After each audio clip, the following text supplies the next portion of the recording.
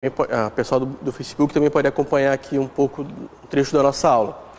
A gente falava ontem sobre a Lei 3938, né, sobre o nosso Código Tributário Estadual, e a gente parou na parte de exercícios, né, a gente abordou toda a administração tributária, os poderes de fiscalização, os atributos, os requisitos, né, e agora a gente vai para a parte para exercitar o que a gente aprendeu ontem, tá?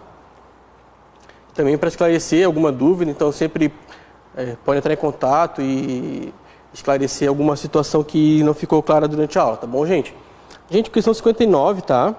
Essa aqui é a listagem da aula 2, tá, gente? A aula 1, a gente encerrou toda a listagem de exercícios, tá? Letra A. Constitui infração toda ação ou omissão, voluntária ou involuntária, que importe em descumprimento por parte do sujeito passivo de obrigação tributária principal ou acessória, estabelecidas na legislação tributária estadual. Gente, para assinalar incorreta, né? Eu preciso ter intenção de cometer uma infração fiscal? Não, né? É só não pagar o tributo? Não, gente, a obrigação acessória também, né? Obrigação de fazer e não fazer.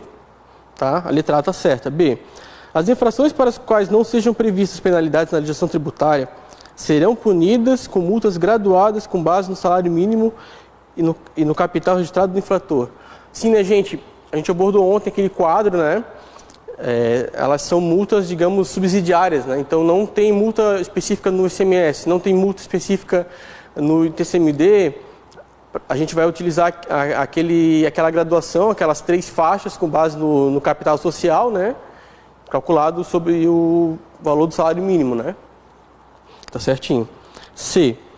Sempre que for constatada a falta de recolhimento de tributos na forma e nos prazos fixados na legislação tributária, o Serviço de Fiscalização promoverá o lançamento de ofício através de notificação fiscal. Isso, né, gente? A notificação fiscal é o nosso instrumento de trabalho, né? Então, sempre que for verificada a falta de recolhimento, é feito o lançamento de ofício. Gente, só para revisar, o IPVA, lançamento de ofício, o ICMS, lançamento por homologação, e o ITCMD, embora a gente envie uma declaração, né, para a Fazenda, ele também é um imposto por homologação, tá? A gente tem aquele quadrinho esquematizado na aula de TCMD, tá, gente, que lá é importante. D. É vedada a emissão de notificação fiscal na forma eletrônica?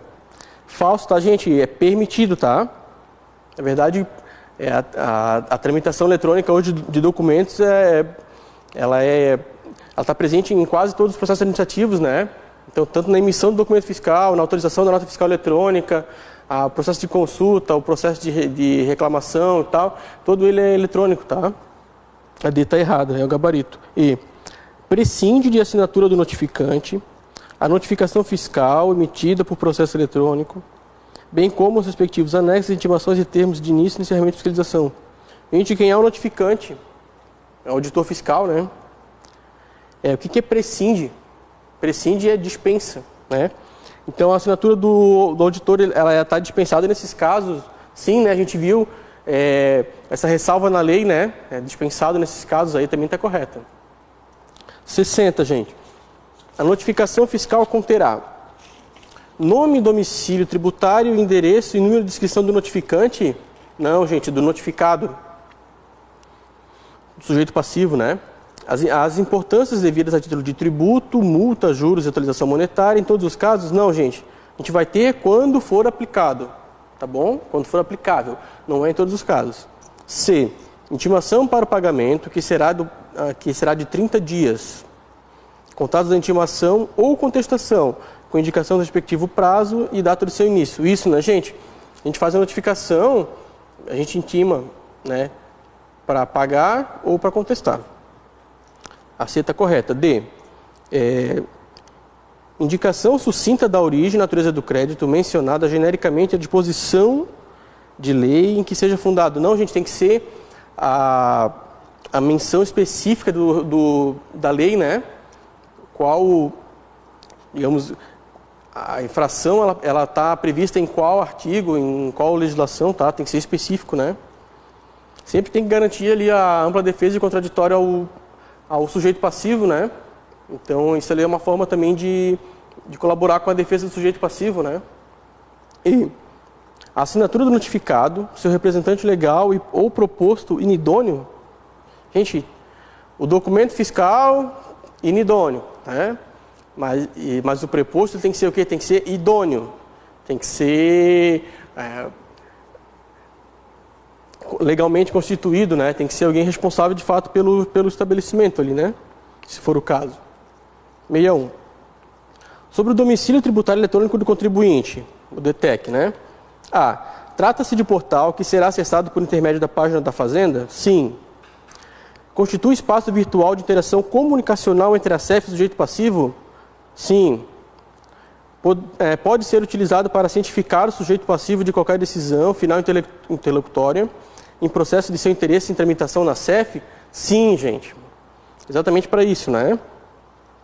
Pode ser utilizado para cientificar o sujeito passivo da concessão de tratamentos tributários diferenciados requeridos da CEF. Isso, né, gente? Também tem essa utilização, tá? E o usuário do DTEC efetuará acesso às comunicações eletrônicas e às respectivas cientificações com o uso simultâneo do certificado digital e da senha? Não, né? A gente viu ali até printado a página do DTEC, né? O acesso, ele é com certificado ou com senha, tá? Não precisa utilizar os dois simultaneamente. Aí está errado, tá? 62.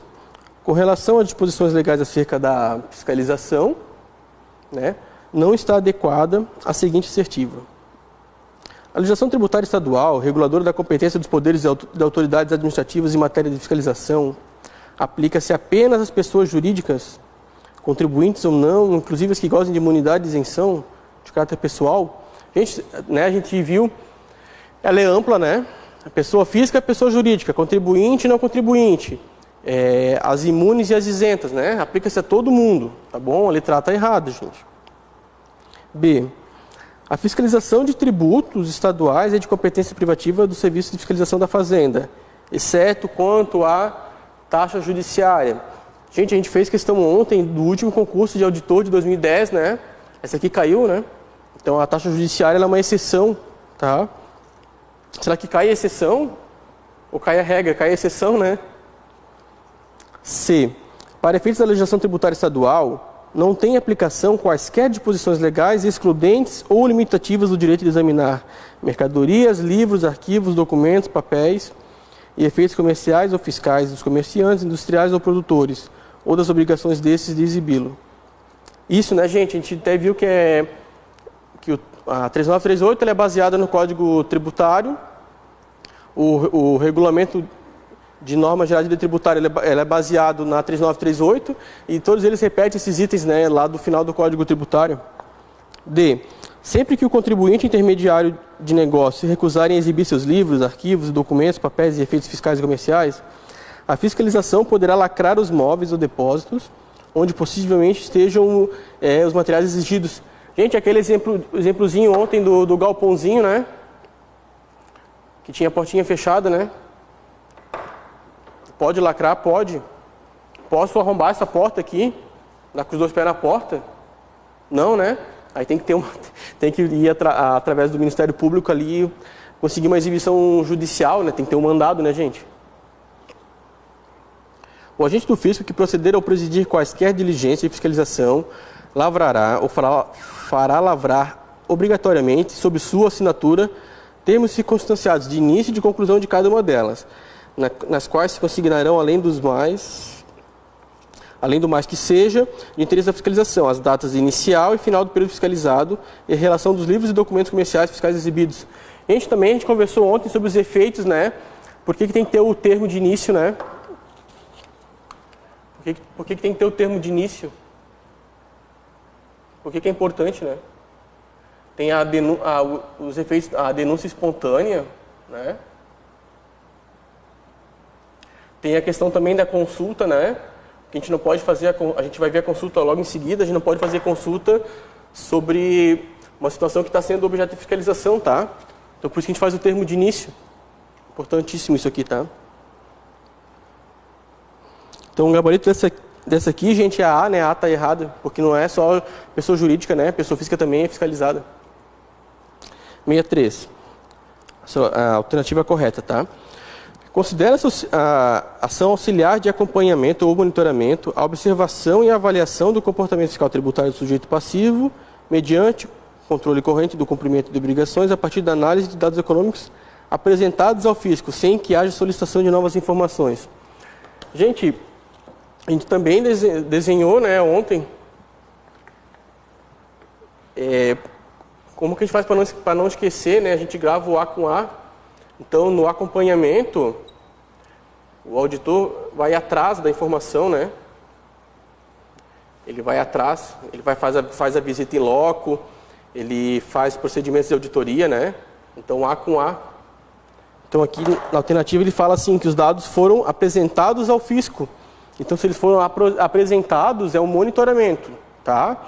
Se o fisco tivesse ido atrás da informação, seria o acompanhamento. Vamos ver a B. Considera-se a ação auxiliar de monitoramento,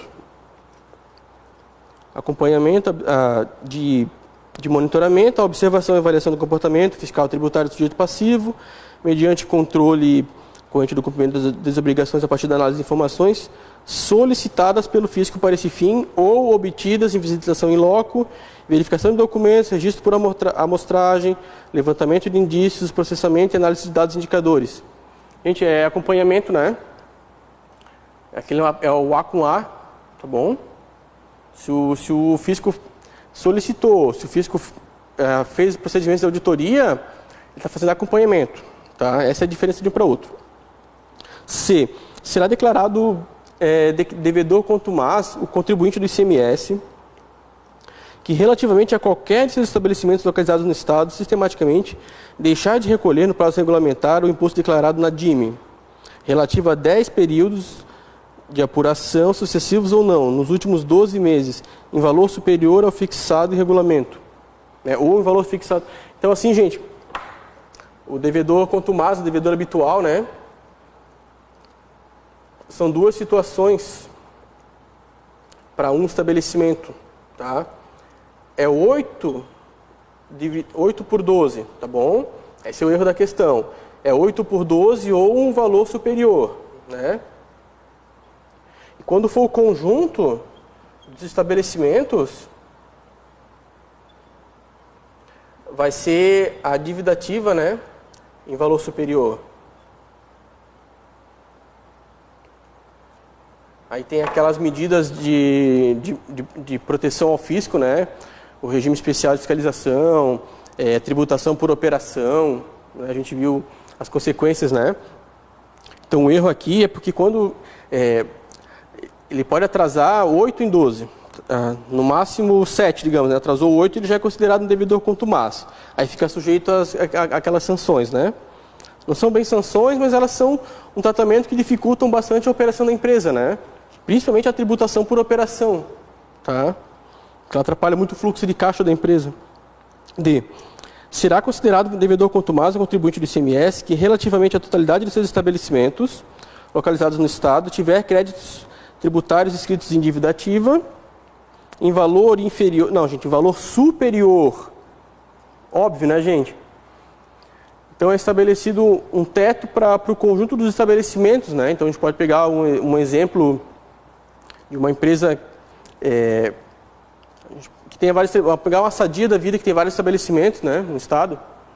Às vezes algum tá com uma situação de dificuldade financeira, mas os outros estão compensando. Então é feito sobre análise do conjunto de estabelecimentos, tá bom? Aí essa aqui, ó, é a dívida ativa, né? E aqui é o declarado na DIME, tá bom? Isso aqui é a operação, o crédito está sendo constituído. Isso aqui o crédito já foi constituído, já foi tentado cobrar, né? Já está praticamente na execução fiscal. Letra E. O contribuinte que for declarado contumaz ficará sujeito isolada ou cumulativamente a regime especial de fiscalização, certo? A impedimento de utilização de benefícios ou incentivos fiscais relativos ao ICMS, certo? E a apuração de ICMS por operação ou prestação. Isso, né, gente? Essas são as consequências, né? Então, essa situação aqui, essas são as consequências, né? Esses três casos. Que tipo de benefício, por exemplo, relativo ao ICMS? Por exemplo, quando ele tem que recolher diariamente, né, de combustíveis lá diariamente, daí ele é autorizado a recolher mensalmente. Então começa a virar contumaz, devedor contumaz, volta para a situação de recolher diariamente, tá? Apurar diariamente o ICMS. 64. É vedada a divulgação por parte da Fazenda Pública ou de seus servidores de informações obtidas em razão do ofício sobre a situação econômica ou financeira do sujeito passivo ou de terceiros, sobre a natureza ou estado de seus negócios ou atividades. Gente, é vedado, né? A gente conversou sobre isso, né? Eu descobri que alguém importou um carro importado e não pagou o ICMS, ou que alguma empresa grande, famosa, está com dificuldade financeira, eu vou sair divulgando isso? Não, né? Vou responder pessoalmente por isso. B. É vedada a divulgação de informação nas hipóteses de requisição por autoridade judiciária no interesse da justiça? Não, né, gente? Se há requisição judicial, claro que no interesse de algum processo que precisa daquelas informações, não é vedado divulgar, tá? A divulgação de informações relativas à representações fiscais para fins penais. Isso aqui também é autorizado, tá, gente? Também é um caso de autorização. A divulgação de informações relativas às inscrições de dívida ativa da Fazenda Pública. Também pode divulgar. Tá? Isso aqui pode cair tanto para a legislação tributária, quanto pode cair para direito tributário, tá, gente? Isso aqui é cópia do CTN. A divulgação de informações relativas a parcelamentos ou moratórias. É vedado divulgar, gente, os benefícios de parcelamento, de moratória? Não é vedado, tá, gente? É autorizado. 64 é a resposta, letra A. Mas não para a gente achar a questão correta aqui, tá? Os agentes do fisco poderão requisitar o auxílio da força pública estadual quando vítimas de embaraço ou desacato no exercício de suas funções, ou quando necessário a efetivação de medidas previstas na legislação tributária estadual. Quando configurar ato definido em lei como crime ou contravenção, gente, eu só posso pedir o reforço quando eu estiver presenciando um crime ou contravenção? Não, né? Eu vou fazer uma grande operação, eu já chamo o reforço antes, já monto uma operação antes, né? Já para resguardar a equipe. Então não é quando for crime, é independentemente de haver crime ou não, tá bom? É quando for necessário para efetivar a medida. B. Aos funcionários do Serviço de Fiscalização da Fazenda é assegurada licença para porte de arma, que lhe será fornecida pela autoridade competente, livre de quaisquer impostos e emolumentos. Gente, a gente estudou taxa ontem, né? Uma hipótese de isenção da taxa de serviço, qual é que é? É o porte de arma para servidor estadual, né, no desempenho da sua função. Então não é só impostos, a gente, são tributos, tá bom? Pode ter isenção de taxa também. Tá errado, tá? C. Poderão ser apreendidos mediante termo, do qual se deixará a cópia autenticada com o contribuinte, os livros, papéis, documentos e efeitos fiscais que constituam prova material de infração à legislação tributária. Isso, né, gente? Pode fazer apreensão? Pode, tem que fazer o termo, né? D. As mercadorias apreendidas serão depositadas em poder de terceiro idôneo, se a sua guarda não for praticável em depósito do Estado, mediante termo, no qual se deixará cópia autenticada com o depositário, sendo vedada a nomeação do infrator como depositário. Gente, foi aquele exemplo que eu usei ontem lá das 5 toneladas de açúcar, né? Eu vou encostar um monte de carreta lá e pegar todo aquele açúcar que está no estabelecimento sem documentação fiscal e vou levar para outro lugar? Não, né? Eu já nomeio o próprio infrator como depositário. Então vai ser multado, vai ser cobrado o tributo dele e ainda por cima ele vai ter que ficar guardando a mercadoria, né? Então, não é vedado, é possível, tá? A nomeação do infrator como depositário. E presumir-se-á abandonada a mercadoria que não for reclamada dentro de 180 dias, contados da apreensão. Não, gente, é 90 dias, tá? É 90 dias.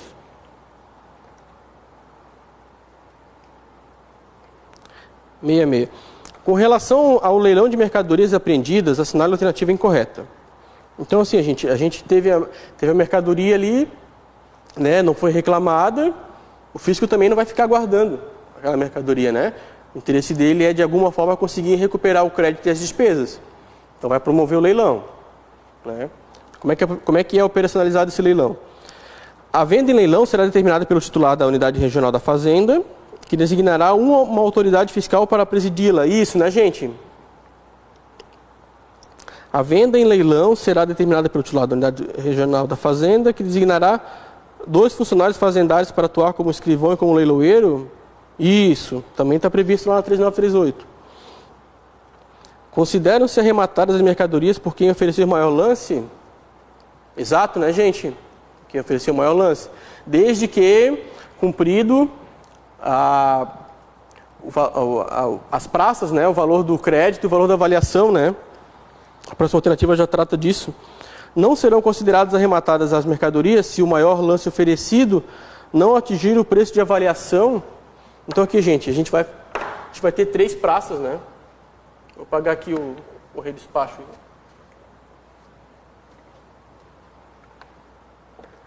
O que é a praça, gente, do leilão? Basicamente, vai chamar todo mundo para fazer, né? Então, ele vai fazer, são previstas 3 praças, né?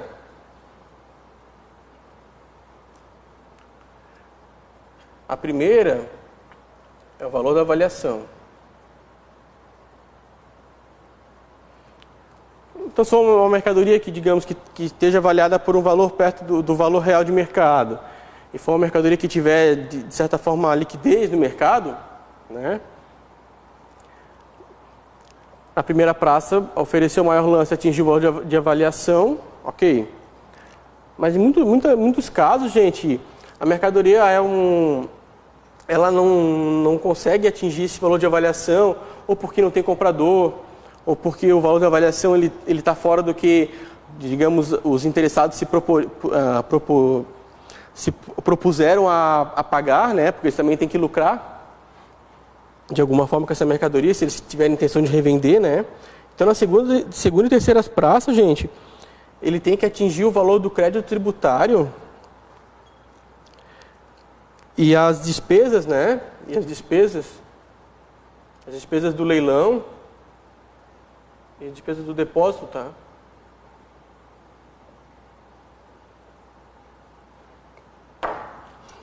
Então, mesmo que tenha aplicado, digamos, o maior lance, nem sempre o maior lance vai ser o arrematante, tá bom? Ele tem que cumprir esses requisitos aqui, tá bom? No mínimo, na última hipótese, ele tem que abater o crédito e as despesas, tá? Caso contrário, a mercadoria continua depositada. Então, vamos ver a D. Não serão consideradas arrematadas as mercadorias se o maior lance oferecido não atingir o preço da avaliação. Na segunda praça, não, gente, na primeira praça, né? Na primeira tentativa, tá bom?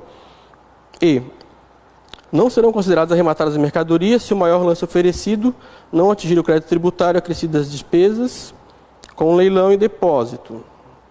Na segunda e terceira praça, isso, né, gente? Então, isso aqui é bem certinho a previsão, tá? Pra gente marcar... Essa é pra gente marcar incorreta, então a letra D é incorreta, tá, gente? Porque o preço da avaliação é na primeira praça, tá bom? E na segunda, já quando eu conseguir o preço da avaliação, eu vou tentar no mínimo abater o meu custo, né? Que é o crédito e as despesas com leilão e depósito. 67. A última prova da última prova de auditor, né? Claro que a FEPES é mais literal, mas caiu para o auditor, tá? Mediante intimação escrita, são obrigados a prestar ao serviço de fiscalização. Mediante intimação escrita, são obrigados a prestar ao serviço de fiscalização todas as informações de que disponham com relação a bens, negócios e atividades de terceiros, entre outros. Tabeliães, escrivães e demais serventuários? Sim. Bancos, casas bancárias, caixas econômicas, demais instituições financeiras? Sim. A gente até viu, gente, lá no ICMS, né? A questão daquelas instituições de cartão de crédito que tem que passar informação, né?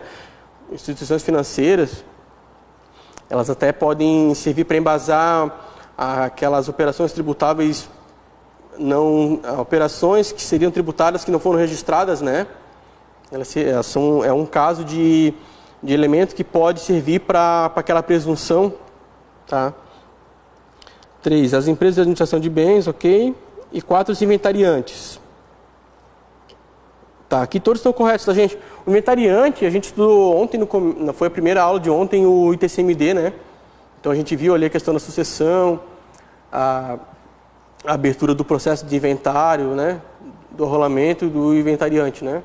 A gente viu que o inventariante, em alguns casos, ele é o responsável tributário, em alguns casos o espólio é o contribuinte, em outros casos o espólio é o responsável também, tá bom? Então, sempre que o inventariante for chamado a prestar alguma informação, ele é obrigado a passar, né? Então, digamos, no inventário, a gente está no processo de inventário e foi colocado ali um valor de um imóvel, criou-se uma dúvida sobre o valor real, né? Que ele, de repente, estaria subfaturado, que a base do cálculo do ITCMD ela estaria sendo subavaliada, né? O inventariante tem que prover todas as informações, documentações que forem solicitadas, tá, gente? Isso aqui não está só na 3938, tá? Mas aqui foi com base na 3938, caiu na prova. 68. Ó, outra da última prova, tá? Será que cai isso aqui na prova, gente? Na última prova da CEF caiu 3 questões, tá? Agora vai cair no mínimo umas 4 ou 5 sobre essa parte que a gente estudou da fiscalização, tá? Essa aqui, ó, do acompanhamento e monitoramento. Isso aqui é uma jabuticabinha, né? É uma coisa nossa, isso aqui vai cair, tá, gente? Tem que saber isso aqui das praças, ó, tá? Porque o que está no Código Tributário, digamos que todo mundo sabe, né? Agora o que está na nossa legislação específica, que é um pouco diferente, que tem prazos, que tem exceções, é isso que a banca trabalha, tá? 68. A devolução de coisa apreendida, em hipótese alguma, poderá ser efetuada? Não, né, gente? A regra não é o fisco ficar com a coisa apreendida. O fisco quer saber do crédito tributário. Ele quer saber da arrecadação. Ok? Então, a mercadoria apreendida, ela pode ser devolvida a qualquer tempo. A coisa, né, apreendida, ela pode ser devolvida a qualquer tempo. Desde que haja o quê? A responsabilidade pelo crédito tributário, né? E o ressarcimento das despesas, né? E se for um contribuinte lá de outro estado, a gente sabe também que tem que fazer, tem que dar a fiança, né? Uma garantia, porque é mais difícil do fisco cobrar.